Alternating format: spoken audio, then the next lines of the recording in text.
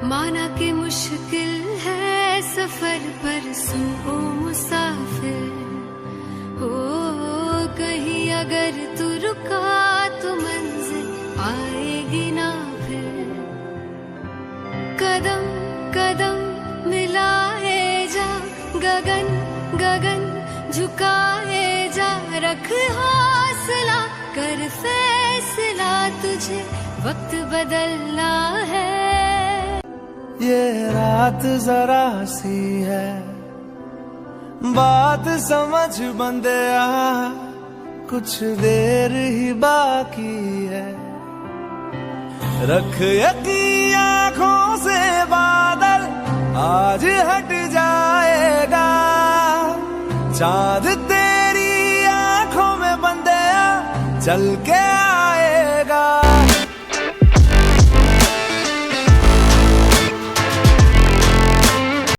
Hello everyone, आज हमारे साथ जुड़ी है डॉक्टर सोनाली निकम। इन्होंने अपना UG CS MSS college Aurangabad से पूरा किया है और एआईएपीजीटी में ऑल इंडिया रैंक 508 लाकर doctor Radha Krishnan Sarvepalli Ayurved University of Rajasthan में स्वस्थ वृत्ति की सीट हासिल की है। आपकी बहुत बहुत शुभकामनाएं सोनाली।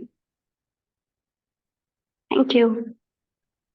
अच्छा सोनाली, जोधपुर कॉलेज में आपकी लाइफ कैसी चल रही है? पीजी और यूजी में आपको क्या डिफरेंस महसूस हो रहा है? ओके, तो जब मैं नई नई आई थी तब थोड़ा प्रॉब्लम तो हो रहा था मुझे एडजस्टमेंट, क्योंकि मैं महाराष्ट्र से हूँ और स्टेट चेंज हो गया तो प्रॉब्लम तो हो गई। तो थोड़ा तो सेटल होने में इश्यू हो रहा था, लेकिन अभी मैं सेटल हो चुकी हूँ और ना लाइफ पीजी लाइफ एक्चुअली बहुत एंजॉय कर रही हूँ, क्योंकि जो मुझे यूनिवर्सिटी मिली है ना वो 300 एकड़ प्लस एरिया है और मोस्टली यहाँ का कैंपस है ना वो बहुत शानदार है। तो अब मन लग रहा है इस कैंपस में। और बात करें यूजी और पीजी के डिफरेंस की, तो ऑफ कोर्स यूजी पीजी में डिफरेंस है, क्योंकि यूजी में हम बहुत वास्ट तरीके से स्टडी करते हैं, मतलब ऑल टॉपिक लेकर स्टडी करते हैं, ऑल सब्जेक्ट के स्टडी करते हैं। लेकिन जब हम पीजी में आते हैं तब पर्टिकुलर सब्जेक्ट को ही हमें फोकस करना होता है। और पीजी में आके ना आयुर्वेदा के कंसेप्ट और क्लियर हो जाते हैं, रिसर्च थेसिस के बारे में बहुत सारे नॉलेज मिलने लगती है। और डॉक्टर की सैचुरेशन क्या है मार्केट में क्या चल रहा है, ये सारी चीजें हमें समझ में आ जाती है। तो ऑफ कोर्स यूजी और पीजी में डिफरेंस है। जी। अच्छा सोनाली, आपका कॉलेज में शेड्यूल क्या रहता है? कितना हेक्टिक है और आपकी लाइफ अभी क्या चल रही है? ओके, तो मेरे कॉलेज का टाइम एक्चुअली 9:30 से लेके 4:30 है। जहाँ पे बायोमेट्रिक सबसे बड़ा मेन ये है, मतलब बायोमेट्रिक करनी ही पड़ती है जब हम मॉर्निंग में 9:30 बजे आते हैं तब। एक बार बायोमेट्रिक कर दी, फिर उसके बाद हमारा योगा सेशन होता है, जो कि 10 बजे होता है। 10 बजे से लेके 12 बजे 12:30 बजे तक हमारा योगा सेशन चलता है। योगा सेशन में हम नए नए टेक्निक अब सीख रहे हैं योगा के, और एडवांस योगा सीख रहे हैं। और मैं बहुत लकी हूँ एक्चुअली कि मैं यहाँ कॉलेज इस कॉलेज में आके मुझे बहुत अच्छे टीचर योगा ट्रेनर मिले, जिनका नाम डॉक्टर दुबे सर है, जो कि स्वस्थ में एमडी पीएचडी है। वो बेस्ट योगा ट्रेनर है जो हमें नए नए टेक्निक सिखाते हैं योगा के। और योगा के अबाउट बहुत सारी इंफॉर्मेशन अब मेरे पास आ रही है धीरे धीरे। तो योगा करने के बाद फिर लंच हो जाता है। फिर लंच के बाद हम ओपीडी में चक्कर लगाने जाते हैं। तो हमारी वीकली ड्यूटीज डिवाइड हो गई है अब तो। और मेरा जैसे वीकली मंडे और थर्सडे की ड्यूटी होती है। तो उसके अलावा हम योगा सेशन के बाद ओपीडी जाते हैं। फिर ओपीडी से आने के बाद यहाँ पे टीचर्स लेक्चर्स लेते हैं। लेक्चर्स में सिर्फ पीजी स्कॉलर्स होते हैं। और फिर प्रेजेंटेशन होता है, आर्टिकल रीडिंग होती है, ये सारी चीजें होती है 4:30 तक। और 4:30 को टाइम एंड हो जाता है। तो और अगर ओपीडी रही, जैसे कि मेरी मंडे की ओपीडी है, तो मैं 9:30 बजे ओपीडी जाऊंगी। फिर मैं पेशेंट्स करूंगी, फिर मैं 3 बजे रिटर्न आती हूँ और फिर कॉलेज में आने के बाद लेक्चर्स वगैरह अटेंड करती हूँ। और अगर मैं बोलूँ हेक्टिक का, तो अब तो नए नए हैं हम, तो इतना शेड्यूल तो अभी हेक्टिक नहीं है, क्योंकि इतना लोड प्रेशर हमारे पे दे नहीं रहा है, क्योंकि हम फर्स्ट ईयर है। तो वैसे तो सब अच्छा चल रहा है अभी, लाइफ सीनियर्स भी अच्छे हैं, टीचर स्टाफ भी बहुत अच्छा है। जी, आपकी पीजी में तो लाइफ काफी इंटरेस्टिंग चल रही है। अच्छा सोनाली, आपने कब डिसाइड किया कि आपको पीजी करना है? वैसे तो मैंने फर्स्ट ईयर में ही डिसाइड कर लिया था कि मुझे पीजी करना है, क्योंकि हमारे CSMSS कॉलेज में ना एक कंपटीशन हुआ करती थी, क्विज कंपटीशन। जब मैं फर्स्ट ईयर में थी तब मुझे इंटरेस्ट आने लगा उस क्विज कंपटीशन में, तो मेरा बॉन्ड बढ़ गया। जो मैं संहिता रीड करती थी तो बॉन्ड ज्यादा हो गया संहिता से, तो तब मैंने सोच लिया था कि मैं पीजी करूंगी। और मेरे स्टडी की कैपेसिटी देखकर मुझे ये समझ आ गया था कि मैं पीजी कर सकती हूँ गवर्नमेंट में। ओके। अच्छा, आपने सीरियस प्रिपरेशन कब से शुरू किया? मतलब कोचिंग क्लासेस वगैरह कब और कहाँ ज्वाइन? ओके, तो मैंने वैसे देखा जाए तो मैंने सीरियस प्रिपरेशन अप्रैल से स्टार्ट किया था, और जुलाई में हमारी एग्जाम थी। लेकिन ना मैंने क्लासेस जो ज्वाइन किए थे, मैं जून में मैंने क्लासेस ज्वाइन कर लिए थे जब मैं इंटर्नशिप में थी। जून जुलाई के दरम्यान मैंने क्लासेस ज्वाइन कर लिए थे, और अजित पाटिल सर के ही क्लासेस मैंने ज्वाइन करे थे, और मैंने बस अजित पाटिल सर के क्लासेस को ही फॉलो किया है। बाकी अदर क्लासेस मैंने लगाए नहीं थे। तो उस वक्त ना थोड़ा इंटर्नशिप का लोड था, तो इतना स्टडी हो नहीं पाता था, तो फिर मैं सिर्फ संहिता ही कवर कर रही थी उतने दिन, जब तक इंटर्नशिप हो रही है उतने दिन। और फिर इंटर्नशिप थोड़ी खत्म होने लगी ना, तो मैंने सीरियस स्टडी स्टार्ट किया था। ओके। अच्छा आपने संहिता कब से पढ़नी शुरू की और आप उसको कितना टाइम देते थे? ओके, तो ना एक्चुअली ना बहुत बड़ा चैलेंज है संहिता पढ़ना। लेकिन जैसे मैंने कहा कि मैंने फर्स्ट ईयर में वो क्विज कंपटीशन में पार्टिसिपेट करती थी मैं, तो फर्स्ट ईयर से ही तो मेरा बॉन्ड बहुत अच्छा था संहिता से, पहले से ही।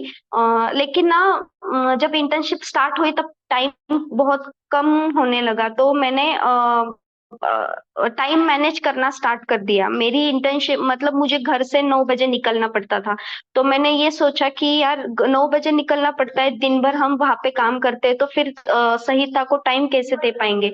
तो मैंने सुबह मॉर्निंग में 5 बजे उठना स्टार्ट कर दिया। मैं 5 बजे से लेकर 8 बजे तक संहिता रीड करती थी, फिर 9 बजे मैं कॉलेज जाती थी, और फिर कॉलेज में जितना हो सके उतनी पढ़ाई करती थी। तो कुल मिलाकर 3 घंटे सुबह के और शाम के 2-3 घंटे से 6 घंटे मैंने इंटर्नशिप के पीरियड में संहिता को दिए थे। ओके। अच्छा, श्लोक कितने इंपॉर्टेंट होते हैं और उन्हें याद कैसे करें? श्लोक मतलब आयुर्वेदा, अगर आयुर्वेदा के हम बात करें तो श्लोक ही बहुत ज्यादा इम्पोर्टेंट है। और अगर हम पीजी थेरी हो, प्रैक्टिकल हो, पीजी एंट्रेंस हो, कुछ भी हो, हमारा श्लोक से मतलब हमारा श्लोक से कांटेक्ट आएगा ही। तो मैंने श्लोक तो मैंने लर्न ही किए थे, लेकिन ना लर्न करने की भी एक टेक्निक होती है। श्लोक लर्न करने के लिए हमें उसका मीनिंग पता चलना चाहिए। अब जब तक हमें मीनिंग नहीं समझता तब तक हम श्लोक लर्न नहीं कर सकते। तो मैं ये नहीं कहूंगी कि ना बाय हार्ट पीजी एंट्रेंस के लिए बाय हार्ट श्लोक लर्न होने चाहिए, लेकिन हाँ श्लोक में जो दिया है ना एटलीस्ट वो तो हमें आना ही चाहिए। जी, बिल्कुल सही कहा आपने। श्लोक का मीनिंग ज्यादा इंपॉर्टेंट है rather than by hearting the श्लोक। अच्छा सोनाली, आज आप आयुर्वेद और मॉडर्न दोनों को कैसे बैलेंस करती थी अपने प्रिपरेशन के टाइम पे? ओके, तो मैंने तो मेरा 80% जो फोकस था मैंने टोटल आयुर्वेद में ही दिया था। क्योंकि एग्जाम का पैटर्न भी वैसा ही होता है कि ज्यादा आयुर्वेद क्वेश्चन ही आते हैं। मैंने 20% टाइम मेरे मॉडर्न को मैं 20% टाइम मॉडर्न को देती थी। और मैं मॉडर्न जो मैंने प्रिपरेशन की है मॉडर्न की, वो किसी अलग बुक या कोई अलग सोर्सेस से नहीं की। अजित पाटिल सर जो नोट्स देते थे मॉडर्न के, बस मैंने उसी से मॉडर्न कवर किया था मेरा सारा। और बाकी तो आयुर्वेद का जो सर देते थे वो प्लस संहिता, ऐसे मैं पढ़ाई करती थी। अच्छा सोनाली, गोविंद पारेख हमें कब से स्टार्ट करना चाहिए और वो कितने इम्पोर्टेंट है एस्पिरेंट्स के लिए? एक्चुअली गोविंद पारिक मतलब वो नाम सुन के ही लगता है कि बाप रे बहुत बड़ी बुक है ये तो। लेकिन ये बात भी सही है, लेकिन ना हमें रियलिटी एक्सेप्ट करनी चाहिए कि हमें ये करना है, हमें ये पढ़ना ही है। तो गोविंद पारिक हमने तो मतलब इतनी बड़ी बुक है वो तो पहले से ही स्टार्ट कर देनी चाहिए। थोड़े एक दो पेजेस, 3-4 पेजेस जैसे टाइम मिले वैसे पढ़े तो बहुत अच्छा रहता है। और ना वो बुक ऐसी है कि अगर एक पेज हमने देख लिया तो वो 2 मिनट या 3 मिनट में हमारा हो जाएगा। तो वैसी प्रिपरेशन मेरे अकॉर्डिंग करनी चाहिए पारिक की। और टोटल साल भर अगर पारिक की प्रिपरेशन करे तो ही वो कवर होगी। जब एग्जाम नजदीक आ रही है और फिर हम पारिक लेके बैठे तो वो इम्पॉसिबल है हमारा, मतलब नहीं हो सकता, क्योंकि बहुत लोड होता है। तब संहिता भी पढ़नी होती है, रसशास्त्र कवर करना होता है, द्रव्य गुण कवर करना होता है, बहुत सारी चीजें कवर करनी होती है। तो ऐसे वक्त पे हम पारिक लेकर नहीं बैठ सकते, तो पहले से ही पारिक स्टार्ट करनी चाहिए, ऐसे मुझे लगता है। जी बिल्कुल सही कहा, हम लोग एंड मोमेंट पे कुछ भी नहीं कर सकते, स्टार्टिंग से प्रिपरेशन करेंगे, इतनी बड़ी बुक है नहीं। तभी वो पॉसिबल हो पाएगा। अच्छा सोनाली, यस। गोविंद पारिक के सारे क्वेश्चन पेपर सॉल्व करने जरूरी है क्या? अगर आपके पास टाइम है तो आप कर सकते हो, लेकिन अकॉर्डिंग टू मी हम अगर पारिक पारिक के पीछे पड़ जाए तो, अगर टाइम कम है और हम पारिक के पीछे जा रहे हैं तो हमारे संहिता के कंसेप्ट छूट सकते हैं। तो अगर टाइम है तो हम पारिक के क्वेश्चन सॉल्व करें। और अगर टाइम नहीं है तो हम अजित पटेल सर ने जो पारिक के बुक के जो क्वेश्चंस उनके ऐप में दिए हैं वो सॉल्व अगर कर लिए तो भी सफिशिएंट है, मोर देन सफिशिएंट, अगर टाइम नहीं है तो। ओके। अच्छा, नोट्स मेकिंग कितना इम्पोर्टेंट है प्रिपरेशन के दौरान? नोट्स मेकिंग, एक्चुअली मेरा ऐसा मानना है कि ना सेल्फ स्टडी अगर हम करें तो ही हम एंट्रेंस क्रैक कर सकते हैं। तो इम्पोर्टेंट तो यही है कि हम सेल्फ स्टडी करें। और सेल्फ स्टडी कैसे करने, तो ऑफ कोर्स नोट्स तो हमारे खुद के तैयार करने ही पड़ेंगे। तो मुझे ये लगता है कि नोट्स मेकिंग मतलब ये नहीं है कि हम संहिता आगे लेके बैठे और संहिता के जो दिख रहा है बस वही कॉपी पेस्ट करें। नोट्स ऐसे होने चाहिए कि अगर हमने 10 पेजेस पढ़ लिए तो 10 पेजेस का जो पूरा सार है वो एक पेज में आ जाना चाहिए। तो अगर हम ऐसे नोट बना रहे हैं तो वो आपको बहुत फायदे मंद होगा लास्ट लास्ट में। और जब ना बहुत सारी चीजें होती है करने के लिए और टाइम बहुत कम होता है, तब जो हेल्प करते हैं ना वो नोट्स है। तो नोट्स मेकिंग पहले से ही करनी चाहिए। जब से हम संहिता पढ़ रहे हैं ना तब से हमने नोट्स पे ध्यान देना चाहिए।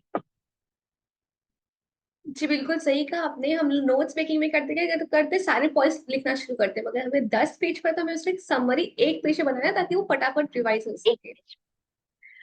यस। अच्छा यस। सोनाली, इंटर्नशिप के दौरान प्रिपरेशन कैसे करें, क्योंकि क्या होता है कि हम लोग काफी एग्जॉस्ट हो जाते हैं, तो आप अपना शेड्यूल कैसे मैनेज करते यस। थे?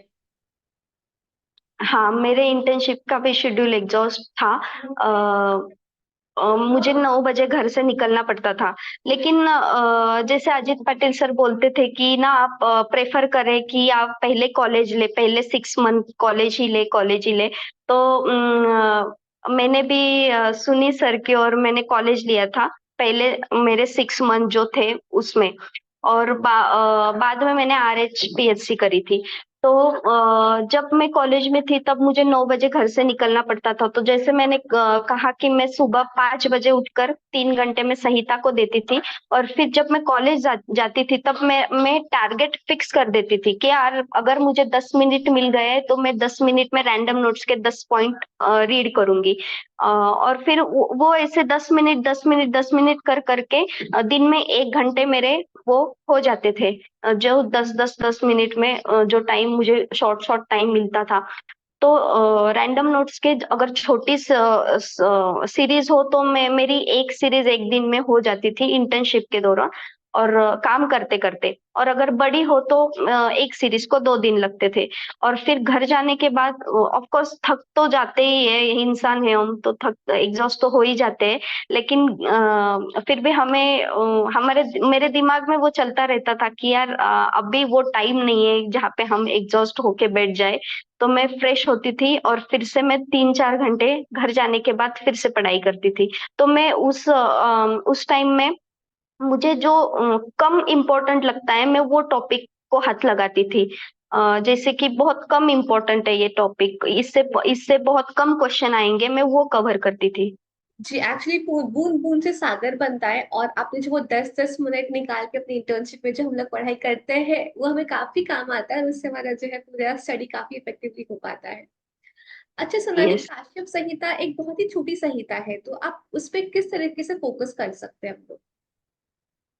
ओके, तो हाँ, जैसे आपने बोला काश्यप संहिता छोटी है, लेकिन वो वोलाटाइल भी बहुत है। अगर हम आज पढ़ेंगे तो हम कल भूल जाएंगे। तो जो ग्रह वगैरह वो जो दिए हुए थे बालक में ग्रह लक्षण, वो तो मैंने ट्रिक्स बनाए थे मेरे खुद के। और जो अजित पाटिल सर ने नोट्स दिए हुए थे काश्यप के, मैंने वो नोट्स पढ़े थे। और उसके अलावा ऐप में भी बहुत सारे क्वेश्चन है, 200 प्लस काश्यप के ऊपर क्वेश्चन है। तो मैंने वो सॉल्व करके काश्यप की रिवीजन करी थी। ओके अच्छा सोनाली, माइनर संहिता के क्वेश्चंस कहाँ से और कैसे सॉल्व करना चाहिए? कि माइनर सहित मत अब यूजी सॉरी पीजी एंट्रेंस का पैटर्न है ना, अब ऐसा हो गया है कि हम प्रेडिक्ट ही नहीं कर सकते कि क्वेश्चन आएगा कहाँ से। मेजर संहिता से आएगा, माइनर संहिता से आएगा। तो मुझे पर्सनली लगता है कि माइनर संहिता स्किप करनी नहीं चाहिए। लेकिन वो इतनी मतलब मेजर संहिता को छोड़कर हमें बहुत सारा टाइम भी नहीं देना चाहिए। जो इम्पोर्टेंट है, बेसिक है ना, हम वो अगर ग्रास्प कर ले तो हमारी माइनर संहिता कवर हो जाती है। अब वो ग्रास्प करे कहाँ से? तो अजित पटेल सर ने जो नोट्स दिए थे मैंने उससे ही माइनर संहिता सारे कवर किए थे। मैंने अलग से संहिता पढ़ी नहीं थी, माइनर संहिता। और जो ऐप में क्वेश्चंस थे माइनर संहिता से लेकर, मैं वो सॉल्व करती थी। लेकिन मैंने क्वेश्चन माइनर संहिता के हर टॉपिक के क्वेश्चन मैंने 10 10 बार सॉल्व किए ताकि वो याद रहे और कोई इम्पोर्टेंट पॉइंट स्किप ना हो। ओके अच्छा सोनाली, रश्य शास्त्र कहाँ से और कैसे रिवाइज करें? ओके, तो एक्चुअली रसशास्त्र और द्रव्य गुण ये ऐसे टॉपिक है सिलेबस के जहाँ पे वेटेज बहुत ज्यादा है, लेकिन वो वोलाटाइल है। और बहुत बच्चे ऐसे है कि जो रसशास्त्र और द्रव्य गुण को हाथ ही नहीं लगाते, क्योंकि वो बोलते हैं कि हमारे तो संहिता ही नहीं हुई। लेकिन ऐसे नहीं करना चाहिए। अकॉर्डिंग टू मी रसशास्त्र जो है वो अजित पाटिल सर ने जो लेक्चर्स दिए रसशास्त्र के या फिर रसशास्त्र के जो सीरीज दिए वो बहुत अच्छे हैं। तो बेहतर यही रहेगा कि हम अदर सोर्सेस से ना इंफॉर्मेशन लेते हुए अजित पाटिल सर ने जो नोट्स दिए उसी से प्रिपेयर करें। द्रव्य गुण और रसशास्त्र ये दोनों सब्जेक्ट नोट से ही प्रिपेयर हो जाते हैं। मैंने जो रसशास्त्र प्रिपरेशन की थी वो ऐसी थी कि मैं रसशास्त्र के पहले तो मैंने टोटल लेक्चर्स बहुत मन लगा के सुने थे। जितने भी सीरीज थे मैंने मन लगा के लेक्चर सुने। और फिर बाद में जब सेकेंड रिवीजन के लिए मैं गई तब मैं एक साथ तो रसशास्त्र और द्रव्य गुण हो ही नहीं सकता, क्योंकि वो टॉपिक पूरे दिन पढ़ने जैसे भी नहीं है। तो मैं मॉर्निंग में रसशास्त्र को 1 आवर देती थी, और द्रव्य गुण ये जो सब्जेक्ट है ना, मैंने उसको अलग सा टाइम कभी दिया ही नहीं। द्रव्य गुण के मैं 10 लैटिन नेम पढ़ती थी।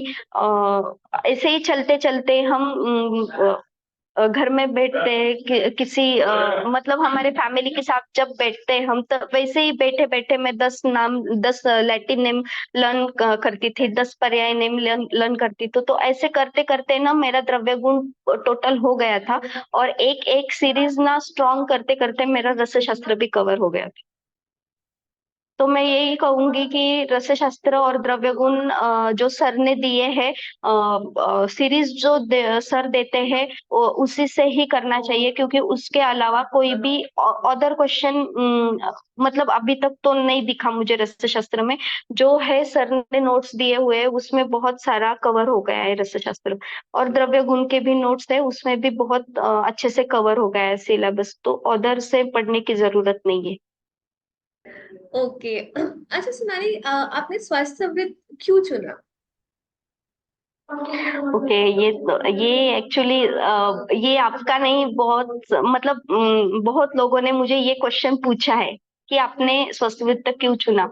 तो एक्चुअली मेरा ये था, पहले से ये मेरा फिक्स था कि मैं अगर पीजी करूंगी तो मैं नॉन क्लिनिकल में करूंगी, क्योंकि मुझे फील्ड वर्क में जाना नहीं था। तो मुझे क्लिनिकल में इतना इंटरेस्ट भी नहीं था, और मुझे उस वे में फील्ड वर्क में या ओपीडी, सॉरी, हॉस्पिटल वगैरह ये सारी चीजों में मुझे जाना ही नहीं था। तो मैंने मेरे बकेट लिस्ट में स्वस्थ वृत्त, द्रव्य गुण, रसशास्त्र, ये सब्जेक्ट मैंने रखे थे। तो और मुझे फ्यूचर में कॉस्मेट में काम करना है, तो उसके हिसाब से मुझे लगा कि यार स्वस्थ वित्त ही है जो जहाँ से मैं आगे जा सकती हूँ, जो मेरा ड्रीम है वो कर सकती हूँ, तो मैंने स्वस्थ वित्त चुना। जैसे कि हम कहते हैं कि योग, मेडिटेशन, ये सारी चीजें इम्पोर्टेंट है, और उसमें मुझे इंटरेस्ट भी था, योग में मुझे इंटरेस्ट था, तो मैंने ये चुना स्वस्थ वित्त। जी बिल्कुल सही कहा आपने। भी स्वास्थ्य वर्ग पे काफी सारे अपॉर्चुनिटीज भी आ रही है, उसे काफी रिकॉग्निशन भी मिल रहा है। मगर हम आपसे जानना चाहते हैं कि स्वास्थ्य वृत्त में आगे क्या स्कोप है? ओके, तो स्वस्थ वित्त में ऑफ कोर्स स्कोप है। जैसे कि हम देख रहे हैं अभी जो एजुकेशन मतलब एकेडमिक सेक्टर है, उसमें ना स्वस्थ वित्त के जो टीचर्स है उनकी कमी महसूस हो रही है। तो एकेडमिक व्यू से स्वस्थ वित्त इम्पोर्टेंट है, क्योंकि सैचुरेशन स्वस्थ वित्त में पीजी करने वाले डॉक्टर्स कम है, मार्केट में सैचुरेशन उनका कम है। तो उनको अपॉर्चुनिटीज ज्यादा है कि वो एकेडमिक्स में जाके अपना करियर बनाए। और अदर देन एकेडमिक्स हम अगर देखें तो ऑफ कोर्स लोग भी हेल्थ ओरिएंटेड हो रहे हैं, और योगा, एक्सरसाइज, इस पे लोग बहुत ज्यादा ध्यान दे रहे हैं। तो हम योगा ट्रेनिंग सेंटर ओपन कर सकते हैं एज अ योगा ट्रेनर। और हम कॉस्मेट में जा सकते हैं, जो कि योगा और स्किन का एक बहुत बड़ा कनेक्शन है, इंटरनल कनेक्शन है। हमने योगा किया, मेडिटेशन किया, तो वो हमारे हेल्थ पे अफेक्ट करता है, स्किन पे अफेक्ट करता है, माइंड पे अफेक्ट करता है। तो इस हिसाब से अगर हम देखें तो हम कॉस्मेट में भी जा सकते हैं। स्वस्थ वित्त में पीजी करने के बाद हम एकेडमिक्स में जा सकते हैं। हम योगा ट्रेनिंग सेंटर हमारा खुद का ओपन कर सकते हैं। जी। अच्छा, आपके कॉलेज में कौन सी सीट अच्छी है वहां पे? अच्छा, वैसे अगर देखा जाए तो यहाँ की सब सीट अच्छे हैं। यहाँ के टीचर स्टाफ बहुत अच्छे हैं, वेल एजुकेटेड, और रिसर्च पे ज्यादा ध्यान देने वाले हैं यहाँ के टीचर्स। यहाँ पे नए नए रिसर्च पे वर्क होता है। और अगर हम क्लिनिकल नॉलेज की अगर हम बात करें तो जो भी क्लिनिकल ओपीडीज है, सब्जेक्ट है क्लिनिकल, वो सब बहुत अच्छे हैं। और नॉन क्लिनिकल में भी रस शास्त्र बहुत अच्छा है। रस शास्त्र के अंडर बहुत नए नए फॉर्मुलेशंस यहाँ पे प्रिपेयर होते हैं। द्रव्य गुण के लिए बहुत बड़ा बॉटेनिकल गार्डन यहाँ पे है, जहाँ पे बहुत सारे हर्ब्स, आयुर्वेदिक हर्ब्स है, जो कि कवर किए हैं इस यूनिवर्सिटी ने। स्वस्थ नृत्य के अंडर योगा ट्रेनिंग सेंटर है। पंचकर्म बहुत बहुत अच्छी प्रैक्टिस है पंचकर्मा की, क्योंकि पंचकर्मा का एक यूनिट, स्पेशल यूनिट यहाँ पे है, जहाँ पे पेशेंट की भीड़ लगी रहती है। और अब कुछ ही दिनों में, एक साल में अप्रोक्सीमेटली इंटरनेशनल पंचकर्मा सेंटर यहाँ पे ओपन हो रहा है, जो कि मैं फोटो आपको शेयर कर दूंगी उसका। और योगा सेंटर भी, बहुत बड़ा योगा सेंटर यहाँ पे ओपन हो रहा है। सर्जरी के पेशेंट बहुत है, पेडिया के पेशेंट बहुत है। पेडियाट्रिक में जो हमारे बालक है छोटे छोटे, उनके लिए सेपरेट पंचकर्मा सेंटर है, जहाँ पे सिर्फ पेडियाट्रिक अंडर ही काम होता है। और बहुत है, एनाटॉमी फिजियोलॉजी जैसे सब्जेक्ट है, वहाँ पे भी टीचर वेल एजुकेटेड है, रिसर्च रिसर्च ओरिएंटेड है। बॉडी आती है यहाँ पे, जहाँ पे अच्छे से वर्क किया जाता है एनाटॉमी के अंडर बॉडी पे। ओके। अच्छा, आपके कॉलेज में हॉस्टल की सुविधा क्या है? ओके, तो कॉलेज, जैसे मैंने आपको कहा था कि कॉलेज 300 प्लस एकड़ में है, तो यहाँ पे सब सुविधा है। एटीएम से लेकर एसबीआई बैंक से लेकर यहाँ पे सब सुविधा है। जैसे हम सोचे, अगर यूजी का जो हॉस्टल है, गर्ल्स हॉस्टल, वो अलग है, और पीजी का गर्ल्स हॉस्टल अलग है। अभी रिसेंटली एक नया पीजी गर्ल्स हॉस्टल भी ओपन हुआ है, जिसमें नए टेक्नोलॉजीज दिए गए हैं, जैसे कि वाईफाई, टीवीज वगैरह, ये सारी चीजें दी गई है। पीजी स्कॉलर के लिए स्पेशल रूम है, पर पर्सन 1 रूम हॉस्टल के लिए। और बॉयज हॉस्टल भी है पीजी का, यूजी पीजी दोनों का बॉयज हॉस्टल भी है। वेल फर्निश्ड रूम है। अरे वाह। अच्छा, वहाँ का क्लाइमेट कैसा है आपका जोधपुर में? ओके, हाँ, अगर क्लाइमेट की बात देखो, अगर कोई मेरे जैसे साधारण प्रदेश से अगर यहाँ आएगा, तो उसे थोड़ा एडजस्ट करने में 2-3 महीने एडजस्ट करने में थोड़ा प्रॉब्लम हो सकता है, क्योंकि मैं महाराष्ट्र स्टेट से हूँ, तो महाराष्ट्र एक साधारण प्रदेश है, और ये जहाँ पे मैं अब रह रही हूँ वो जंगल प्रदेश है। तो थोड़ा बॉडी पे इफेक्ट इसका होता है। यहाँ पे 4 महीने ठंड रहती है बहुत, जिसका टेम्परेचर अबाउट 10 डिग्री से 5-7 डिग्री तक चला जाता है। और जो 8 महीने हैं, उसमें टेम्परेचर 50+ हो सकता है। और यहाँ पे बारिश तो वैसे पड़ती ही नहीं है, लेकिन 15-20 दिन अगर हम पकड़ ले बारिश के, तो सिर्फ 15-20 दिन बारिश होती है, बाकी के दिन गर्मी और ठंडी। तो थोड़ा बॉडी एडजस्ट करने में थोड़ा थोड़ा इश्यू होता है, लेकिन हाँ, लेकिन सेटल हो जाता है बाद में। अच्छा। अच्छा, आपके जोधपुर कॉलेज में खाने की सुविधा कैसी है? ओके, खाना मतलब राजस्थानी खाना, मतलब सबको पता है। राजस्थानी खाने का नाम अगर आए, तो सबको पता है कि ये वहां पे घी रहेगा, वहां पे छाछ रहेगा, दही रहेगी। ये लोग घी बहुत ज्यादा खाते हैं। तो अगर खाने की सुविधा की हम बात करें, तो यहाँ कॉलेज कैंपस में कॉलेज की ही कैंटीन है। उसमें खाने की सुविधा है, जहाँ का खाना भी बहुत अच्छा है। और इसके अलावा हॉस्पिटल में भी एक कैंटीन है, जो हमारे पेशेंट्स के लिए है। और अगर जो स्टूडेंट यहाँ पे कैंपस में नहीं रहते हैं, वो बाहर मतलब बाहर रह सकते हैं। यहाँ एक प्लेस है जो जोधपुर, मेन जोधपुर सिटी से और कॉलेज के बीच में आती है। तो मोस्टली स्टूडेंट प्रेफर करते हैं कि सिटी और कॉलेज के बीच में हम रहे, ताकि जाने आने में सुविधा हो सके। तो अब मैं जहाँ पे रह रही हूँ, मैं कैंपस में नहीं रह रही हूँ फिलहाल, तो क्योंकि मुझे हॉस्टल की सीट मिल नहीं रही थी, हॉस्टल फुल हो गया था। तो मैंने चूज किया कि मैं मंडोर में रहूंगी, जो कि जोधपुर से 10 किलोमीटर है और हमारे कॉलेज से 10-12 किलोमीटर है। बीच में मंडोर नाम का एक एरिया है, मैं वहां पे रहती हूँ। तो अगर बाहर अगर कोई रहना चाहिए तो वो खुद का सेटअप कर सकते हैं, मतलब गैस वगैरह सब लेके वो खुद का सेटअप करके खुद का खाना बना सकते हैं। अच्छा, आपके कॉलेज में स्टाइपेंड कितना मिलता है?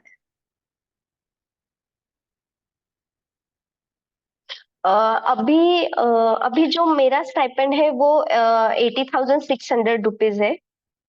और ये ईयरली इंक्रीमेंट तो फिक्स ही होता है। और मुझे ये बताने में बहुत मैं लकी फील कर रही हूँ कि ऑल इंडिया के जितने भी कॉलेज है उतने कॉलेज में थर्ड नंबर में सबसे ज्यादा स्टाइपेंड देने वाला कॉलेज मेरा है। क्योंकि सबसे पहले तो बीएचयू, फिर दिल्ली का टीबिया का कॉलेज, और फिर बाद में डॉक्टर राधा कृष्णन सर्वपल्ली कॉलेज है, जहाँ पे स्टाइपेंड बहुत ज्यादा है। अरे वाह। अच्छा, आपके हॉस्पिटल की जो ओपीडी उसमें पेशेंट फ्लो कितना आता है? ये यूनिट है ना राजस्थान की, मतलब फेमस है। क्योंकि राजस्थान में जितने कॉलेज है ना उतना उसके जो काम होते हैं सारे काम इस यूनिवर्सिटी से होते हैं। तो ये यूनिवर्सिटी हम देखे अगर तो ये फेमस है, लोगों को नोन है। तो बहुत दूर दूर से लोग यहाँ पे आते हैं। तो पेशेंट की वैसे कमी तो नहीं है, कमी नहीं, बिल्कुल भी नहीं है, पेशेंट्स आते हैं। पंचकर्मा के लिए तो बहुत पेशेंट है यहाँ पे। क्योंकि अब यहाँ पे नए नए टेक्निक्स है पंचकर्मा के लिए, यूनिट है स्पेशल। पंचकर्मा के लिए पेशेंट बहुत है।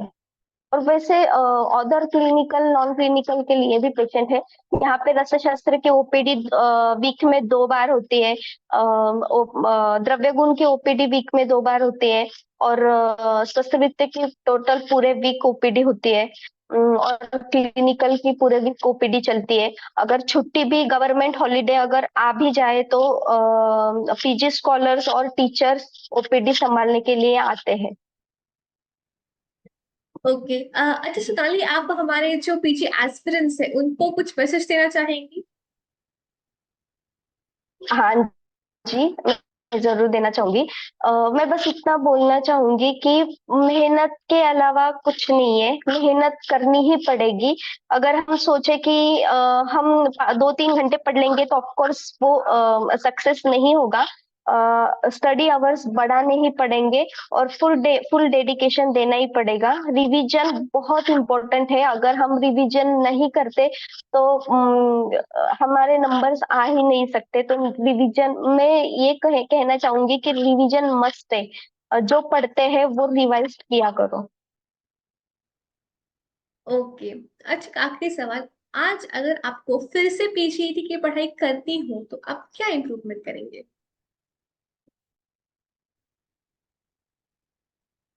ओके। हाँ, एक्चुअली अगर मुझे फिर से पीजी करनी पड़ी तो मैं मेरे इसमें इम्प्रूवमेंट करूंगी। वो मेन एक पॉइंट है रिवीजन का। क्योंकि मैंने पढ़ाई तो बहुत की थी, लेकिन जो लास्ट के 15 डेज में मुझे कंजंक्टिवाइटिस हुआ था। जैसे सबको पता है कि जब हम हमारी एग्जाम होने वाली थी तब कंजंक्टिवाइटिस का वायरल हो रहा था बहुत। तो मुझे कंजंक्टिवाइटिस हुआ था, उसमें मेरे 5-6 दिन चले गए कि मैं बुक पढ़ नहीं पाती थी, रीड मतलब कुछ कर नहीं पाती थी। तो 5-6 दिन मेरे स्किप हो गए। फिर उसके बाद ना लिंक मेरी टूट गई, मुझे समझ नहीं आ रहा था कि मैं अब स्टार्ट करूं कहाँ से। तो वो 15 दिन जो थे उस दिन में मेरा थोड़ा स्टडी डिस्टर्ब हो गया था। तो मैं इम्प्रूवमेंट यही करना चाहूंगी, अगर मैं फिर से एग्जाम दूं तो मैं रिवीजन पे ज्यादा फोकस करना चाहूंगी। जी। अच्छा, thank you so much doctor Sonali कि आप हमारे साथ जुड़े, अपना टाइम निकाल के आए, आपने अपनी स्ट्रैटेजीज को शेयर किया, टिप्स शेयर किया, अपनी पूरी जर्नी को शेयर किया, प्लस अपने कॉलेज के भी इंसाइट्स दिए। Thank you so much for that and all the very best for your future. Thank you.